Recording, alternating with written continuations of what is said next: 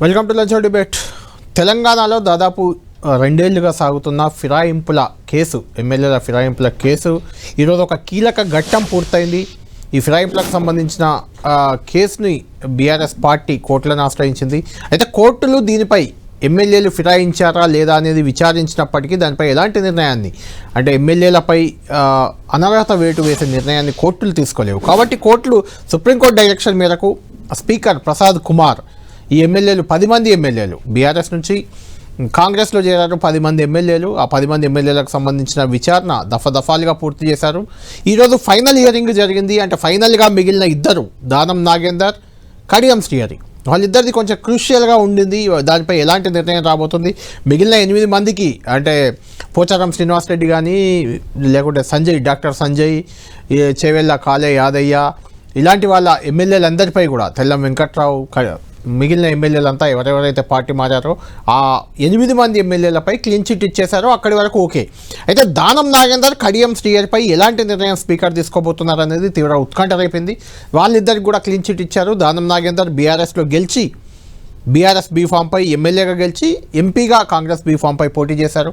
అయినా ఆయనకు కూడా స్పీకర్ క్లీన్ చిట్ ఇచ్చేశారు. కడియం శ్రీహరి తన కూతుర్ని వరంగల్ ఎంపీగా కాంగ్రెస్ తరఫున బరిలో దింపి అప్పటి పార్లమెంట్ ఎన్నికల్లో ఆమె తరఫున ప్రచారం కూడా చేశారు. ఆయనకు కూడా క్లీన్ చిట్ ఇచ్చారు. వాళ్ళిద్దరు వచ్చిన ఫోటోలు, అంటే పార్టీలో చేరినట్టు వచ్చిన ఫోటోలు కూడా తమవి కాదు, ఏఐ జనరేటెడ్ అని స్పీకర్కి చెప్పేశారు. దాన్ని వాళ్ళ వాదనలో స్పీకర్ నమ్మి జడ్జిమెంట్ ఇచ్చారు. వాళ్ళిద్దరిపై కూడా క్లీన్ చిట్ వచ్చింది. అయితే ఇదే అంశానికి సంబంధించి కేసు సుప్రీంకోర్టులో ఉంది. రేపు సుప్రీంకోర్టులో విచారణ జరగబోతుంది. ఇప్పుడు సుప్రీంకోర్టు గతంలో కూడా 2-3 సార్లు, అంటే వాళ్ళ కాల పరిమితి ముగిసేదాకా వేచి చేస్తారా, అప్పటి వరకు ఆటోమేటిక్గా కాల పరిమితి ముగిశాక ఆ ఫిర్యాదులు, ఆ పిటిషన్లు ఏవి చెల్లవు, అలా చెల్లకుండా చేయాలని అనుకుంటున్నారా, స్పీకర్ 3 నెలల్లో నిర్ణయం తీసుకోవాలి, ఇలాంటి చాలా ఆదేశాలు గతంలో సుప్రీంకోర్టు ఇచ్చింది. అందుకే స్పీకర్ ఈ విషయంపై చాలా వేగంగానే, కంపారిటివ్లీ గతంలో స్పీకర్లు 5 ఏళ్ల కాల పరిమితి కూడా దాటించే సందర్భాలు ఉన్నాయి. కానీ ఈసారి మాత్రం స్పీకర్ కొంచెం వేగంగానే నిర్ణయం తీసుకున్నారని చెప్పాలి. అంటే మనకి జాప్యంగా కనిపించినా గతంలో జరిగిన వాటి పరిశీలించినప్పుడు ఇది వేగమైన నిర్ణయమే. మొత్తం 10 మంది క్లీన్ చిట్ ఇచ్చేశారు. దీనిపై రేపు సుప్రీం ఏం చెప్పబోతుంది, ఏం జరగబోతుంది, సుప్రీంకోర్టులో స్పీకర్పై ఎలాంటి వ్యాఖ్యలు చేస్తుంది, లేదంటే ఈ 10 మంది ఎమ్మెల్యేలు స్పీకర్ బీఆర్ఎస్లోనే ఉన్నారు కాబట్టి అదే రకమైన జడ్జిమెంట్కి సుప్రీంకోర్టు చేస్తుందా, లేకుంటే స్పీకర్కి ఎలాంటి ఆదేశాలు ఇవ్వబోతుంది, సుప్రీంకోర్టు ఏమైనా సూచనలు చేయబోతుందా, ఇదంతా ఇంట్రెస్టింగ్ అంశంగా మారింది. దీనిపైన చర్చిద్దాం. మనతో పాటు డిబేట్లు జరుగుతున్నారు ప్రభుత్వ విప్ కాంగ్రెస్ పార్టీ నుంచి బీర్లా ఇలయ్య గారు మనకు లైవ్లో అందుబాటులో ఉన్నారు. కడియం శ్రీహరి అనర్హత వేటు ఆయనపై పడుతుందని భావించిన మాజీ ఎమ్మెల్యే, మాజీ ఉప ముఖ్యమంత్రి రాజయ్య గారు కూడా మనకు లైవ్లో అందుబాటులో ఉన్నారు వరంగల్ నుంచి. ఈ స్పీకర్ ఫిరాయింపులు, స్పీకర్ నిర్ణయం, వీటన్నిటిపై చర్చిద్దాం. దీనికంటే ముందు అనర్హత వేటు నుంచి తప్పించుకున్న కడియం శ్రీహరి, దానం నాగేందర్ ఏమన్నారో ఒకసారి చూద్దాం. స్పీకర్ పరిధిలో నేను తప్పు చేయలేదు అని చెప్పి నేను పదే నా వాదన చెప్పాను. నా వాదనని మా తరఫున మా సీనియర్ కౌన్సిల్ అయినటువంటి మన నిరంజన్ రెడ్డి గారు, అదేవిధంగా వెంకటేష్ గారు నా వాదన వినిపించారు. నా సుమారు 55 పేజీల అఫిడేవిట్ని వాళ్ళు సబ్మిట్ చేశారు స్పీకర్ గారికి. నేను నా వాదన అదే చెప్పాను. నేను స్పీకర్ గారి మీ జ్యూరిడిక్షన్లో నేను తప్పు చేయలేదు. మన అన్నటువంటి కేసీఆర్ గారు బీఆర్ఎస్ అధ్యక్షుడిగా నాకేం నోటీస్ ఇవ్వలేదు, నన్ను ఏమి ఎక్స్ప్లెనేషన్ అడగలేదు. కాబట్టి నేను జవాబుదారి వారికి ఉండే. వేరే వాళ్ళు స్వార్థపూర్వకంగా నన్ను అన్ని రకాలుగా, ఎన్నో రకాలుగా 6 మాసాల నుండి రకరకాలుగా వాళ్ళు చిత్రీకరించి ఎన్నో రకాలుగా దీనికి గురి చేసినా కూడా నేను ఎక్కడ కూడా నా టెంపర్ని నేను ఎక్కడ కూడా ఇది చేయకుండా నేను సిస్టమేటిక్గా నా వాదనని వినిపించాను. నా వాదనని మరి స్పీకర్ గారు దాన్ని యాక్సెప్ట్ చేసినందుకు నేను ధన్యవాదాలు. నేను బీఆర్ఎస్ పార్టీ సభ్యునిగానే కొనసాగుతున్నాను. బీఆర్ఎస్ పార్టీ నాయకత్వంతో విభేదించి ఎమ్మెల్యేగా పనిచేస్తున్నాను. నా నియోజకవర్గ అభివృద్ధి కొరకు కాంగ్రెస్ ప్రభుత్వంతో కలిసి పనిచేస్తున్నాను. మా నాయకుడు కేసీఆర్ అవునా కాదా అనేది ఈ తీర్పు వచ్చిన తర్వాతనే కేసీఆర్ అర్థం చేసుకోవాలి. వారు ఏ రకమైన న్యాయ పోరాటాలు చేసినా ఎదుర్కోవడానికి సిద్ధంగా ఉన్నాం. దీన్ని న్యాయ పోరాటాల వరకు తీసుకుపోవాల్సిన అవసరం లేదని నా అభిప్రాయం. నేను చెప్పాను, నేను రాజీనామా చేయడానికి సిద్ధంగా ఉన్నాను. ముందు కేసీఆర్ పార్టీ ఫిరాయింపులను ప్రోత్సహించి పార్టీ ఫిరాయించిన ఎమ్మెల్యేలను మంత్రులు చేసినందుకు తెలంగాణ ప్రజలకు క్షమాపణ చెప్పమని అడుగుతున్నాను. మీరు క్షమాపణ చెప్తే నేను తప్పకుండా రాజీనామా చేసి మేమందరం ప్రజల్లోకి వెళ్దాం. రైట్ రాజయ్య గారు, తర్వాత బి లైలయ్య గారు, మీరు వినే ఉంటారు, ఫిరాయింపు నుంచి తప్పించుకున్నారు, స్పీకర్ డెసిషన్కి కట్టుబడి ఉన్నాం, తాము బీఆర్ఎస్లోనే ఉన్నామని చెప్తున్నారు. దానం నాగేందర్ వాళ్ళిద్దరు కూడా కొన్ని గతంలో చేరిన ఫోటోలపై కూడా విచిత్రమైన వాదన, అవి నా ఫోటోలే కావు, ఏఐ జనరేటెడ్ ఫోటోలు అని చెప్పినట్లు కూడా ప్రచారం జరిగింది. ఒక ఎమ్మెల్యేలుగా చట్టసభల్లో ఉండి చట్టాన్ని పరిరక్షించిన వాళ్ళు, అఫ్కోర్స్ కేసీఆర్ కూడా తప్పు చేశాడు, ఆయన కూడా సైకిల్ గుర్తుపై గెలిచిన తలసాని శ్రీనివాస్ యాదవ్ని పార్టీలో చేర్చుకొని మంత్రిని చేశాడు. అదేవిధంగా చేతి గుర్తుపై గెలిచిన సబితా ఇంద్రారెడ్డిని తీసుకొని మంత్రిని చేశారు. కేసీఆర్ తప్పు చేయట్లేదని వాళ్ళు చెప్పట్లేదు, కానీ వాళ్ళు తప్పు చేశారు కాబట్టి మేము తప్పు చేస్తాం అని చెప్పుకునే వాదన ఎంతవరకు కరెక్ట్ అనేది మెయిన్ చర్చ. అది నైతికంగా ఒక చట్టసభలో ఉన్న వ్యక్తులుగా ఇది ఎంతవరకు కరెక్ట్ అనేది, ఎందుకంటే ఆల్రెడీ అరికెపూడి గాంధీ, ప్రకాష్ గౌడ్, పోచారం శ్రీనివాసరెడ్డి, సంజయ్ కుమార్, బండ్ల కృష్ణమోహన్ రెడ్డి, కాళే యాదయ్య, డాక్టర్ సంజయ్, తెల్ల వెంకట్రావు వీళ్ళందరికీ ఇప్పటికే క్లీన్ చిట్ ఇచ్చేశారు. అది ఒక ఎత్తు అయితే, దానం నాగేందర్, కడియం శ్రీహరిపై ఏమైనా యాక్షన్ ఉంటుందేమో అని అంతా ఊహించారు, కానీ ఎలాంటి చర్యలు లేవు, ఎలాంటి యాక్షన్ లేదు. ఆయనకు కూడా స్పీకర్ వీళ్ళిద్దరికీ క్లీన్ చిట్ ఇచ్చారు. ముందు లీగల్గా రేపు సుప్రీంకోర్టులో ఈ కేసు రాబోతుంది కాబట్టి రేపు ఏం జరగబోతుంది అనేది సుప్రీంకోర్టు అడ్వకేట్ మోహిత్ రావు గారు మనకు ఫోన్ లైన్లో అందుబాటులో ఉన్నారు. ఆయనతో మాట్లాడాక మనం క్లియర్గా దీనిపై డిస్కస్ చేద్దాం. ఐలయ్య గారు, రాజయ్య గారు, మోహిత్ గారు చెప్పండి, అసలు రేపు సుప్రీంకోర్టులో హియరింగ్ ఉంది. ఈ 10 మంది ఎమ్మెల్యేలు బీఆర్ఎస్లోనే ఉన్నామని చెప్తున్నారు, స్పీకర్ కూడా అదే నమ్ముతున్నారు. ముందుకొక స్టెప్ వేస్తే స్పీకర్ పరిధిలో అంటే అసెంబ్లీలో తాము పార్టీ వ్యతిరేకంగా, బీఆర్ఎస్కు వ్యతిరేకంగా ఏం చేయలేదు, బయట జరిగిన దాన్ని ఎలా పరిగణలోకి తీసుకుంటారనే ఒక ప్రశ్న ఉత్పన్నమవుతుంది. స్పీకర్ కూడా రేపు అదే చెప్పే అవకాశం ఉంది, ఎందుకంటే నా ఎదురుగా ఎలాంటి విప్పు ధిక్కరించలేదు, నా ఎదురుగా వాళ్ళు బీఆర్ఎస్ కండువాలు వేసుకొని అసెంబ్లీలో కూర్చోలేదు, కాంగ్రెస్ కండువాలు వేసుకొని, కాబట్టి వాళ్ళు పార్టీ మారలేదు అనేది రేపు స్పీకర్ కూడా చెప్పుకోవడానికి ఒక అంశంగా కనిపిస్తుంది. కోర్టు పరంగా ఏం జరగబోతుంది, గతంలో హియరింగ్లో సుప్రీం చాలా ఘాటు కామెంట్లు చేసింది, రేపు కూడా హియరింగ్కి వచ్చే అవకాశం ఉంది, రేపు హియరింగ్ జరగబోతుంది. ఏం జరుగుతుంది, ఈ 10 మందిపై ఎలాంటి చర్యలు ఉంటాయి, ఏమి ఉండవా, దీన్ని ఇలా చూస్తూ ఉండాల్సిందేనా? హలో అండి, హలో కళ్యాణ్ గారు. ఫస్ట్ మీరు చూసుకున్నట్టయితే వాళ్ళు ఎన్నోసార్లు వారు వాయిదాలు తీసుకున్నారు. స్పీకర్ ఆఫీస్ మేము డిసైడ్ చేస్తామని చాలా వాయిదాలు తీసుకోవడం జరిగింది. అవన్నీ అయిపోయినాక లాస్ట్ అడ్జర్న్మెంట్ రోజు మేము చాలా సీరియస్ గా ఆర్గ్యూ చేసి కావాలని చెప్పి వాళ్ళు ఇంత డ్రాగ్ ఆన్ చేస్తున్నారు ప్రొసీడింగ్స్, వాళ్ళు పదవి కాలం అయిపోవడానికి చూస్తున్నారు అని చెప్పి క్లియర్ గా చెప్పిన తర్వాత సుప్రీంకోర్టు న్యాయమూర్తి గారు క్లియర్ గా రాయడం జరిగింది ఆర్డర్ లో, ఒకవేళ కనుక మేము నెక్స్ట్ డేట్ వరకు డిసైడ్ చేయకపోతే మీ పైన కంటెంప్ట్ చర్యలు తప్పవు, మేము కంటెంప్ట్ ఆఫ్ కోర్ట్ మూవ్ చేస్తాము అని రాశారు. రాసిన తర్వాత అన్ని డిసైడ్ చేయడం జరిగింది. సో ఇప్పుడు సుప్రీంకోర్టులో ఉన్న కేసు ఇన్ని మంత్స్ లోపలే డిసైడ్ చేయాలి, 3 months లోపల డిసైడ్ చేయాలి అని వచ్చిన తీర్పుని కట్టుబాటుకుని స్పీకర్ డెసిషన్ ఇవ్వలే కాబట్టి దాని వరకే ఆ పరిమితం అవుతుందండి. అక్కడి వరకే సుప్రీంకోర్టు డీల్ చేస్తుంది. సుప్రీంకోర్టు మెరిట్స్ మీద రేపు వెళ్ళదు.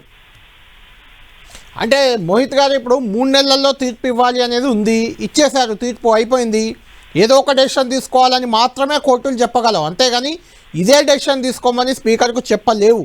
కరెక్ట్. కాబట్టి స్పీకర్ తీసుకునే నిర్ణయానికి కట్టుబడి ఉండాలి కదా. ఇక కరెక్ట్, స్పీకర్ నిర్ణయం తీసుకోమని చెప్పారు, తీసుకోకపోతే కంటెంప్ట్ మూవ్ చేస్తామన్నారు. అవును, ఆయన రైట్ ఆర్ రాంగ్ ఒక నిర్ణయం తీసుకున్నారు, అయిపోయింది.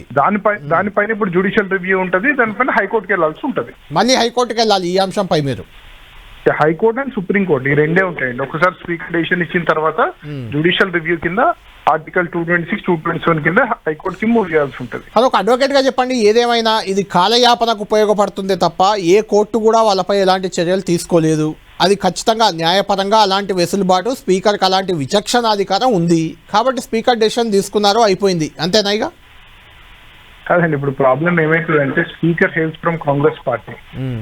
మనం రైట్ ఆర్ రాంగ్ కొన్ని అడ్మిటెడ్ ఫ్యాక్ట్స్ మనం మాట్లాడుకోవాలి. స్పీకర్ కాంగ్రెస్ పార్టీ నుంచి ఉన్నారు, అలా పదవి తను కాపాడుకోవడం గురించి సీఎం మినిస్టర్స్ ఎట్లా చెప్తే అట్లా చేయాల్సి ఉంటది. అది ఇప్పుడే కాదు, ఎప్పటి నుంచో వస్తున్న ప్రక్రియ ఇది. అవును,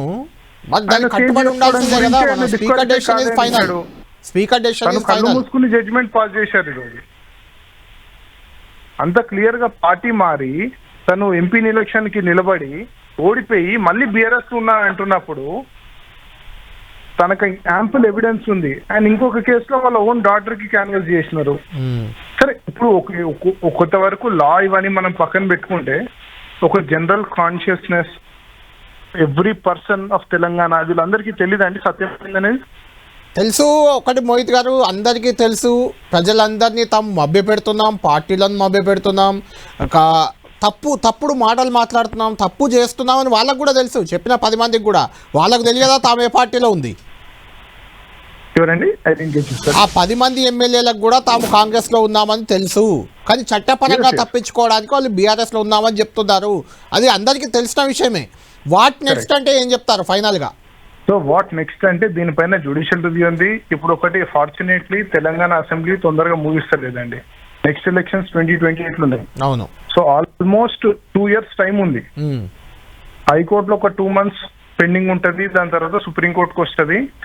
సో 100% ఈ 10 మంది డిస్క్వాలిఫై అవుతారు. అంటే గతంలో సందర్భం ఉందా మోహిత్ గారు, ఇలా కోర్టులు జోక్యం చేసుకొని డిస్క్వాలిఫై చేసిన సందర్భాలు లేవు కదా? డజన్ ఆఫ్ కేసెస్ ఉన్నాయండి. ఎక్కడ ఉన్నాయి? ఇలాంటి సందర్భాల్లో కోర్టులు అనర్హత వేటు వేశాయి. కోర్టులు అనర్హత వేటు రాజేంద్ర సింగ్ రాణాలో వేసినాయి, అండ్ వేరే మన మహారాష్ట్ర కేసులో వేసినాయి. చాలా కేసులు ఉన్నాయి అట్లా. కర్ణాటకలో ధిక్కరించిన సందర్భాలు కదా అవన్నీ. ఏంటండి? విప్పు ధిక్కరించిన సందర్భాల్లో లేదు. పార్టీ 2 కింద వాలంటరీ గేమ్ ఆఫ్ మెంబర్షిప్ కిందనే వెళ్ళి వేరే పార్టీకి వెళ్ళి కన్వాలు కప్పుని అట్లాంటి విషయాలలో కూడా సుప్రీంకోర్టు వేటు వేసింది. మొత్తానికి ఈ 10 మందిపై వేటు వేయిస్తామంటారు మీరు? బీఆర్ఎస్ నుంచి వేటు వేయించే అవకాశం ఉందంటారు? వేటు వేయడం ఒకరోజు అటు ఇటు అవుతుంది, కానీ 100% వీళ్ళు 10 మంది డిస్క్వాలిఫై అవుతారు. Right, thank you. రైట్, పొలిటికల్గా మాట్లాడుకుందాం. బీర్లయ్య గారు మీరే చెప్పాలి. ఇప్పుడు 10 మందిపై వేటు తప్పదు, కోర్టుకి వెళ్ళైనా వేటు వేయిస్తామనేది అడ్వకేట్లు, బీఆర్ఎస్ అడ్వకేట్ అయినా అందులో ఏం అనుమానం లేదు, అడ్వకేట్ల వాదనగా ఉంది. మీరు అసలు ఈ 10 మందిని ప్రొటెక్ట్ చేయడం, ఈ 10 మందిని కాపాడుకోవడం వల్ల మీకు కాంగ్రెస్ ప్రభుత్వానికి కానీ కాంగ్రెస్ పార్టీకి కానీ, మీరు ప్రభుత్వ విప్ కూడా, మీకు వస్తున్న లాభం ఏంటి? ఒకటి. రెండవది, ఆ 10 మంది ఎమ్మెల్యేలు మేము కాంగ్రెస్తో మీతో చట్టాపట్టాలు వేసుకొని తిరుగుతుంటారు, మీ పార్టీలోనే ఉన్నారు వాళ్ళు, మీరు పైకి చెప్పకపోయినా లోపల మీకు కూడా తెలుసు, వాళ్ళు మేము బీఆర్ఎస్లోనే ఉన్నామని చెప్పడం, అలా చెప్పడం ద్వారా వ్యవస్థ, చట్టాలు, లేకుంటే ఎమ్మెల్యేలు వీళ్ళంతా ఒక పలచన కదా. అంటే నేనేమంటా అంటే, ఒక చిన్న మన ఇంట్లో పిల్లలే ఒక అబద్ధం ఆడతారే, అబద్ధం ఆడద్దు నువ్వు అని చెప్తాం మనం. అలాంటిది ఇలా అబద్ధాలు ఆడుకుంటూ మీరు ప్రజా జీవితంలో ఉండడాన్ని మీరు ఎలా సమర్థిస్తారు?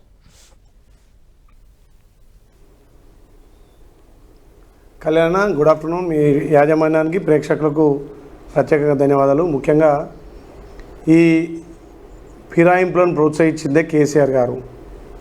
గతంలో మీరు చూస్తున్నారు, 2014 అధికారం వచ్చే కాంచెలో వాళ్ళకి అధికారం పోయేంత వరకు ఏ రకంగా విచక్షణగా సంతలో పశువులంగా ఉన్నట్టు కొనుగోలు చేసి వాళ్ళ అవసరాలకు వాడుకున్నాడు. ఇవాళ మా ప్రభుత్వం స్పష్టమైన మెజార్టీ 65 సీట్లతోటి మేము ప్రజాప్రభుత్వం చేస్తున్నాం. మా ప్రజాప్రభుత్వం చేస్తున్నటువంటి ప్రజాపాలన నచ్చి వాళ్ళ నియోజకవర్గాలు, వాళ్ళు ఉన్నటువంటి ప్రాతినిధ్యం వహిస్తున్నటువంటి నియోజకవర్గాల అభివృద్ధి కావాలనే లక్ష్యంతో కాంగ్రెస్ పార్టీకి కొంత వాళ్ళు వచ్చి కాంగ్రెస్ పార్టీతోటి కావచ్చు, గౌరవ ముఖ్యమంత్రి అందిస్తున్నటువంటి ప్రజా సంక్షేమంలో భాగస్వామ్యం కావాలని చెప్పి వాళ్ళు వచ్చి పనిచేస్తుంది మాట వాస్తవం. ఎల్లక మీరే చక్కగా చెప్పారు, తెలంగాణ ప్రజలతో చూస్తున్నారు. ఏదైతే టీడీపీలో గెలిచిన తలసాని శ్రీనివాస్ యాదవ్ వాళ్ళు పార్టీని తీసుకురంటే వేరు, ఒక మంత్రి పదవి అంటే ప్రభుత్వంలో భాగస్వామ్యం చేసిరాళ్ళు. అదేవిధంగా చేయి గుర్తు మీద గెలిచినటువంటి చేయి గుర్తు బీఫామ్ మీద గెలిచినటువంటి సబితా ఇంద్రాని కూడా మంత్రివర్గంలో స్థానం ఇచ్చారు. నేను అంటున్న పాయింట్ ఏంటంటే, ఆయన తప్పు చేశాడు. నేను ముందే చెప్పాను, నా ఇంట్రడక్షన్లోనే కేసీఆర్ తప్పు చేశాడు. ఆ తప్పును మనం ఒప్పుగా మారుద్దామా? ఆయన తప్పు చేశాడు కాబట్టి అదే తప్పు మనం చేద్దామా? తప్పులు చేసి ఆయన ప్రభుత్వం ఏమైంది? మీరు తప్పులు ఆయనలాగే చేసి నేనేమంటున్నా కళ్యాణ, మాకు ప్రభుత్వం పడిపోతుందన్న బాధ లేదు. మేము అధికారంలోకి వచ్చిన 2 రోజుల నుంచే మిమ్మల్ని కూల్ చేస్తాం, మీ ప్రభుత్వం కూలిపోతుందంటే కొంతమంది ఇప్పుడు ఏదైతే రేవంత్ రెడ్డి గారి ప్రభుత్వానికి, ప్రజాప్రభుత్వానికి మద్దతుగా నిలిచిన వాళ్ళు, అరే కేసీఆర్ 10 ఏళ్ళ పాలనలో ఇంత దౌర్జన్యంగా పరిపాలన చేసిండు, ఎక్కడ కూడా మాకు స్వేచ్ఛ లేదు. ఇప్పటికీ మన అందరికి వాజ్పేయి, మాజీ ప్రధాని వాజ్పేయి అంటే ఇప్పటికీ గుర్తున్నాడు. ఆయన చనిపోయి చాలా రోజులైనా కూడా, ఆయన అధికారం ప్రధానిగా పనిచేసి చాలా ఏళ్ళైనా ఒక్క ఓటు కోసం ఆయన ప్రభుత్వాన్ని వదిలేసుకున్నాడు. అంటే ఫిరాయింపులను ప్రోత్సహించకూడదు అని ఒక్క ఓటుతో ఆయన ప్రభుత్వమే పడిపోయింది. అందుకే ఆయన గుర్తున్నాడు మనకు. అంటే ప్రభుత్వం పడిపోద్ది కాబట్టి మేము నీతి నిబంధనలు నిజాయితీ అన్ని పక్కన పెట్టి కాపాడుకుంటామంటే మనం చరిత్రలో ఏమవుతామని ఆలోచించాలి కదా. అప్పుడు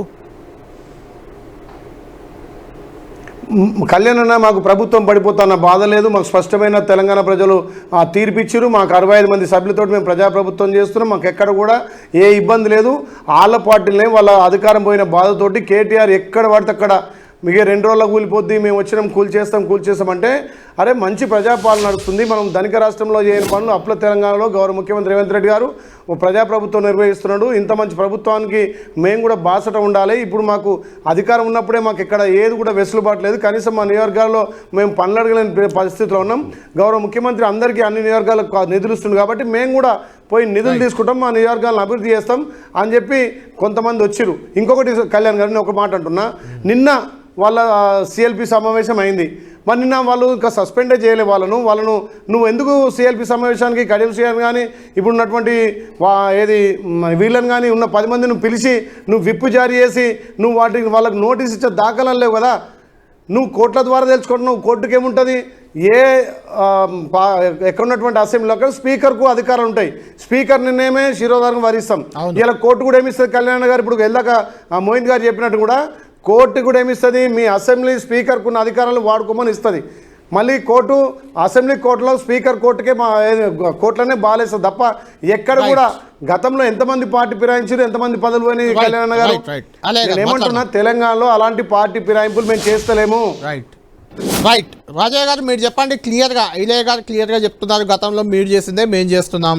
ప్రజాపాలనపై అభిమానంతో ప్రేమతో వాళ్ళు వచ్చి మాకు సపోర్ట్ చేస్తున్నారు, అందులో తప్పే ఉంది. వాళ్ళు చేస్తుందని చెప్పలేదని కళ్యాణ, వాళ్ళేమో వాళ్ళు కొనుగోలు చేసిర్రు, మా ప్రజాపాలన నచ్చి వాళ్ళు వస్తారు తప్ప వాళ్ళ కోసం వస్తారు. ప్రజాపాలన నచ్చి ఈ ప్రభుత్వానికి మద్దతు వస్తారు కళ్యాణ్ గారు. వాళ్ళు కొనుగోలు చేసిర్రు, మా అభివృద్ధి చూసి వీళ్ళు వస్తున్నారు అంతే. రైట్ రాజయ్య గారు, ఇప్పుడు కడియం శ్రీహరి గారు కూడా మాట అన్నారు, నువ్వు అప్పుడు ఫిరాయింపులను ప్రోత్సహించావు, దానికి క్షమాపణ చెప్తే నేను రాజీనామా చేస్తా, ఇప్పుడంటే ఇప్పుడు రాజీనామా చేస్తా అని కేసీఆర్కి సవాల్ చేస్తున్నారు. రాజయ్య గారు, ముందుగా కళ్యాణ్ అదేవిధంగా మా ఇలన్నకు నమస్కారం తెలియజేసుకుంటూ, నేను వరంగల్ నుండి మాట్లాడుతున్నా కాబట్టి మధ్యలో డిస్టర్బ్ వద్దు. మనము ఓన్లీ ప్రజాస్వామ్యం గురించి, రాజ్యాంగం గురించి, నైతిక విలువల గురించి మాత్రమే మాట్లాడవలసిన అవసరం ఉంది. ఈరోజు కళ్యాణ్ గారు ఒకటి, మీరు మొత్తం కూడా సుదీర్ఘ జర్నలిజంలో పనిచేశారు. ఆనాడు బీఆర్ఎస్ అధికారంలో ఉన్నప్పుడు ఏ రకంగా 38 మంది ఎమ్మెల్సీలు కావచ్చు, ఎమ్మెల్యేలు కావచ్చు, పార్టీ మారి మా దగ్గరికి రావడం జరిగింది. సో చట్టంలో కొన్ని వెసులుబాట్లు ఉన్నాయి. ఏదైతే 52వ సవరణ చేసి 10th షెడ్యూల్లో పెట్టి రాజీవ్ గాంధీ గారు ఏసీ సేన్ అనే న్యాయశాఖ మంత్రి ద్వారా వెంటనే తేల్చేయాలి, కాలయాపన జరుగుతుంది, పుణ్యకాలం 5 సంవత్సరాలు పూర్తి అవుతుంది కాబట్టి వెంటనే తేల్చేయాలని చెప్పేసి ఆనాడున్న కాంగ్రెస్ ప్రభుత్వమే మరి కేంద్రంలో నిర్ణయం తీసుకోవడం జరిగింది. ఇంతకుముందు మీరు అప్పుడు ఏంటి అంటే 10% పార్టీ ఫిరాయించినా కూడా మరి ఆ వెసులుబాటు వాడుకోవచ్చు అని ఉంటే, వాజ్పేయి వచ్చిన తర్వాత 2/3 సభ్యులు కనుక గెలిచిన దాంట్లో ఓడిపోయిన 2/3 కనుక పార్టీ ఒక గుంపుగా ఎమ్మెల్యేలు అందరూ ఒక టీమ్గా ఏర్పడి మేము అభివృద్ధి కోసము లేదా తెలంగాణ కోసము పార్టీలో చేరుతున్నామని కనుక పోయేది ఉంటే అది చట్టానికి వ్యతిరేకం కాదు, అది చట్టము కల్పించిన ఒక వెసులుబాటు. దాన్ని ఆ రోజు 88 మంది మరి బీఆర్ఎస్ పార్టీ ఎమ్మెల్యేలు గెలిచినా కూడా వాళ్ళు అభివృద్ధి కోసం వాళ్ళు వచ్చి ఒక టీమ్గా వచ్చింది, ఎవరి ఇంటికి పోయి వాళ్ళని ఆహ్వానించలేదు. ఇవాళ దీపాదాస్ మున్షి గారు కడియం శ్రీహరి ఇంటికి పోయి పార్టీలోకి రావాలని చెప్పడం జరిగింది. అట్లాగే పోచారం శ్రీనివాసరెడ్డి ఇంటికి పోయి పార్టీలోకి రావాలని చెప్పడం జరిగింది. అనేక మంది మధ్యలో మాట్లాడకండి. సో ఆ రకంగా అనేక మందిని పార్టీలోకి రకరకాలుగా ఆహ్వానించడం జరిగింది. వాళ్ళు పార్టీలో జాయిన్ అయినప్పుడు కూడా రేవంత్ రెడ్డి రావాలని నన్ను కోరితే నేను పార్టీలో చేరాను అని చెప్పేసి కడియం శ్రీహరి గారే స్వయంగా చెప్పడం జరిగింది. సో అప్పుడు ఒకవేళ కనుక కేసీఆర్ గారు కూడా ఫిరాయింపులకు పాల్పడ్డారంటే తెలంగాణ రాష్ట్ర సాధన కోసం ఆయన ఎక్కని మెట్లు లేవు, పట్టని కాళ్ళు లేవు అన్నట్టు అనేక రకాలుగా రాజీనామాలు చేసిండు, పార్టీ మారిండు, పార్టీ కూడా పెట్టిండు. వచ్చిన వాళ్ళని కూడా ఏనాడు కూడా ప్రలోభాలకు గురి చేసో ప్రభుత్వం పడిపోతుందని చెప్పేసి ఎన్నడూ కూడా అందరినీ చేర్చుకోలే, వాళ్ళ ప్రాంత అభివృద్ధి కోసం వచ్చింది. ఒకటి అందరికంటే ముందుగా కడియం శ్రీహరి గారే బీఆర్ఎస్ పార్టీ ఎమ్మెల్యేగా సంపత్ రెడ్డి అని జనగాం జిల్లా అధ్యక్షులు చనిపోతే వర్ధంతి సభలో అందరికంటే ముందుగా మాట్లాడిందే కడియం శ్రీయర్ గారు. ఏమని, మేము ఇప్పుడు 39 మంది ఉన్నాం, అదేవిధంగా ఎంఐఎం తర్వాత బీజేపీ కలిస్తే 15 మంది ఉన్నారు, ఒక 5-6 తీసుకుంటే వెంటనే కాంగ్రెస్ ప్రభుత్వం కూలిపోద్దని అందరికంటే మొట్టమొదటి స్టేట్మెంట్ ఇచ్చింది జనగాం బీఆర్ఎస్ కార్యాలయంలో కడియం శ్రీయర్ గారే ఆ మాట ఇచ్చారు.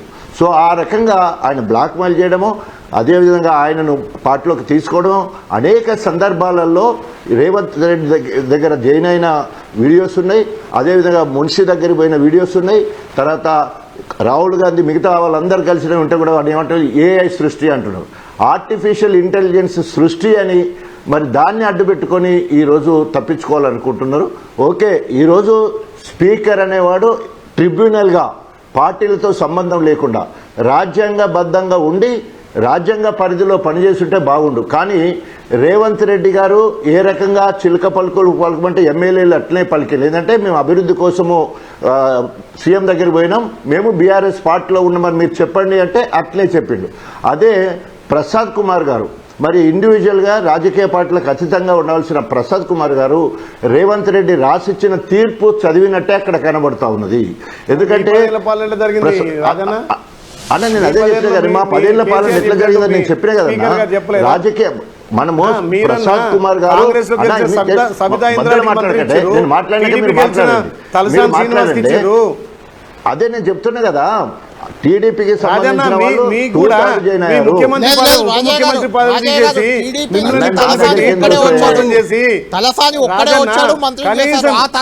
ఒక దళితుడు సిఎల్పి నాయకుడు ఉంటే కూడా ఓర్వలేని మీ కేసీఆర్, సిఎల్పి నాయకుడు ఉంటే కూడా సిఎల్పి హోదా ఉండొద్దని ఇవాళ మా డిప్యూటీ సీఎం గారు బట్టి విక్రమార్క గారి సిఎల్పి పదవిని కూడా తీసేసిన ఘనత మీ కేసీఆర్ ని ఎంత ముప్పు తిప్పలు పెట్టిండు రాజన్న. కేసీఆర్ ని ఉప ముఖ్యమంత్రి పదవి తీసేసిండు, నీ మంత్రి పదవి తీసేసిండు, అయినా ఇవాళ మళ్ళీ కేసీఆర్ వరకు వెసులుబాటు ఉంటది. మంత్రి పదవి ఇవ్వడానికి కానీ మిగతా దానికి కానీ 6 నెలల వరకు వెసులుబాటు ఉంటుంది చట్టంలోనే. ఆ రకంగా హరీష్ రావు గారు కూడా మంత్రి పదవి చేశారు, ఎమ్మెల్యే కూడా కాకపోతే. అప్పుడు 2/3 మెజారిటీ అప్పుడు వచ్చారు. మొన్న కాంగ్రెస్ వాళ్ళు కూడా మొన్న కాంగ్రెస్ సంబంధించిన వాళ్ళు కూడా 2/3 వచ్చిన తర్వాతనే జాయిన్ చేసుకోవడం జరిగింది. ఎవరికి వ్యక్తిగతంగా కేసీఆర్ పై కండువ కప్పిన పరిస్థితి లేదు ఎక్కడ కూడా. మీరు చూడండి, మొత్తం కూడా బీఆర్ఎస్ ప్రభుత్వంలో ఎవరి దగ్గర పోయి కండువ కప్పలే. కేసీఆర్ కానీ హరీష్ రావు కానీ ఎవరు కూడా కండువలు కప్పలే. కండువాలు కూడా దేవుడి కండువాలు అంటున్నారు, అవి కాంగ్రెస్ కండువాలు కావు కదా, ఎక్కడ చేయి గుర్తు లేదు ఆ కండువాలపై. సో ఇప్పుడు కడియం శ్రీహరి ఫోటో అవుపడుతుంది, మీరు చూడండి, అది దానం నాగేందర్ కండువా అవుపడుతుంది. మీరు కూడా చెప్పండి, మీరు సీనియర్ జర్నలిస్ట్ కదా, అది ప్రచారం పోయినప్పుడు ఓకే ఏదైనా పర్లేదు. ఒకవేళ కనుక వాళ్ళ విఘ్నతకే వదిలేద్దాం. ఎట్లాగో ఇవాళ ప్రసాద్ కుమార్ గారు వాళ్ళకు అనుకూలంగానే తీర్పునివ్వడం జరిగింది కదా, వారికి అనుకూలంగా తీర్పునివ్వడం జరిగిందా? రేపు ప్రజల్లోకి రమ్మనండి, ఏ ముఖం పెట్టుకొని వస్తారు? బహుముఖాలు వాళ్లకు. కాంగ్రెస్ ముఖం పెట్టుకొని గన్పూర్ కాన్స్టిట్యూన్సీకి వస్తారా, లేదా బీఆర్ఎస్ ముఖం పెట్టుకొని గన్పూర్కి వస్తారా? తప్పకుండా ప్రజలు తీర్పు ఇస్తారు కదా, తప్పకుండా చూస్తాం. ఇప్పుడు చట్టాల ప్రజల తీర్పు కదా, అసెంబ్లీలో 38 వస్తే పార్లమెంట్లో గుండుసూను వచ్చింది, సర్పంచ్లలో బొక్కబోర్ల పడ్డారు, మున్సిపల్లో మీకు డిపాజిట్ రాలేదు, 2 అసెంబ్లీ అయితే కంటోన్మెంట్ పోయింది, జూబ్లీస్ పోయింది. ఇక ప్రజలు తీర్పు ఇవ్వలేదా రాజన్న? ఇది ప్రజల తీర్పు కాదంటవా? నేనేమంటున్నా, తీర్పిచ్చింది కదా, మరి బై ఎలక్షన్ పోవడానికి ఏంటి భయము? బై ఎలక్షన్ మీరే గెలిచిండు, మున్సిపాలిటీ మీరే గెలిచిండు. మరి వీళ్ళు రాజీనామా చేసి ఎస్ నేను అభివృద్ధి కోసము కాంగ్రెస్ పార్టీలో పోయినా రేవంత్ రెడ్డి గారు బాగా అభివృద్ధి చేస్తా ఉన్నారు, 6 గ్యారంటీలు అమలు చేసిండు, 420 హామీలు నెరవేర్చిండు, ఇలా ప్రజాపాలన బహురంజకంగా జరుగుతా ఉంది అని చెప్పేసి ఎలక్షన్లో పోవాలి కదా. నేను తెలంగాణ రాష్ట్ర సాధన కోసం అధికార కాంగ్రెస్ పార్టీ ఎమ్మెల్యే పదవికి రాజీనామా చేసి ప్రజల్లోకి వెళ్తే బ్రహ్మరథం పట్టిండు. ఒక్కొక్కటిగా దీన్ని స్వాగతించాలి. తెలంగాణ వస్తే మన బతుకులు మారుతాయి అంటే తెలంగాణ వస్తే బతుకులు మారింది. కేసీఆర్ బతుకులు ఆ 1/2 మంది బతుకులు తప్ప ఇవ్వలేదు. ముఖ్యమంత్రి అన్నాడు, 3 ఎకరాలు అన్నాడు, ఒక దళిత ఉప ముఖ్యమంత్రి తీసేసిన రాజన్న పోతున్నాడు ఐలాండ్ ఫైనల్ గా ఒక మాట చెప్పండి.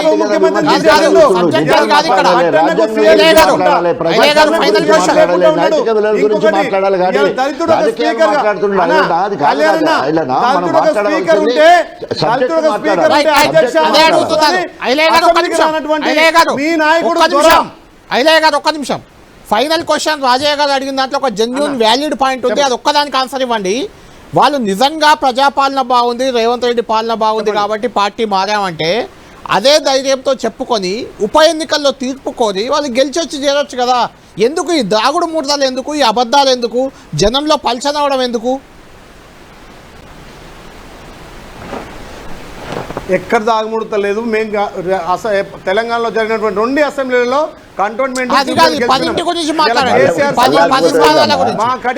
మేము కాదంటున్నాను, గెలవలేదన్నావా మేము? పార్టీ ఫిరాయింపుల గురించి ఎల్లాక మా కడియం సిఆర్ గారు చెప్పినట్టుగా తెలంగాణ ప్రజలకు క్షమాపణ చెప్పమను. మేము తప్పకుండా ప్రజాక్షేత్రంలో మేము తీర్పు ఇస్తాం. థ్యాంక్ యూ రాజయ్య గారు. మొత్తానికి గతంలో పార్టీ ఫిరాయించినందుకు కేసీఆర్ క్షమాపణ చెప్తే తాను రాజీనామా చేస్తానని స్వయంగా కడియం శ్రీగారు ప్రకటించారు. బీర్లా ఎల్లయ్య గారు కూడా 10 మందితో రాజీనామా చేయించి ఎన్నికలకు వెళ్తాం, కేసీఆర్ తప్పు చేశానని ఒప్పుకుంటే అంటున్నారు. అంటే కేసీఆర్ తప్పు చేశాడు కాబట్టి మేము చేస్తామని చెప్పబోతుందా కాంగ్రెస్ పార్టీ? దీనిపై క్లారిటీ ఏమి ఇవ్వబోతుంది? కోర్టులో ఏం తేలబోతుంది? సుప్రీంకోర్టులో రేపు హియరింగ్ ఉంది. అంటే దీనికి సంబంధించి కాదు, స్పీకర్ నిర్ణయం తీసుకోమని ఆదేశించారు, తీసుకున్నారు. ఇప్పుడు తీసుకున్న నిర్ణయంపై మళ్ళీ రివ్యూ పిటిషన్ వేయాల్సి ఉంటుంది బీఆర్ఎస్ పార్టీ. ఆ రివ్యూ పిటిషన్ హైకోర్టులో, సుప్రీంకోర్టులో మళ్ళీ జరగబోతుంది. చివరికి ఏం జరగబోతుంది అనేది మాత్రం $1 మిలియన్ ప్రశ్న. ఆ లోపు పుణ్యకాలం కాస్త గడిచిపోయి ఈ అసెంబ్లీ కాల పరిమితే ముగిసే అవకాశం అయితే స్పష్టంగా కనిపిస్తుంది. కాబట్టి ఈ ఫిరాయింపు ఎమ్మెల్యేల కేసు, ఫిరాయింపు ఎమ్మెల్యేల పర్వం అనేది ఇక అది సాగుతూనే ఉంటుంది. దానికి ఒక కంక్లూజన్ అనేది వచ్చే అవకాశం అయితే కనిపించట్లేదు. ఆ 10 స్థానాల్లో ఎక్కడ కూడా ఉప ఎన్నిక వచ్చే ఛాన్స్ లేదు. ఇది లంచ్ అవర్ డిబేట్.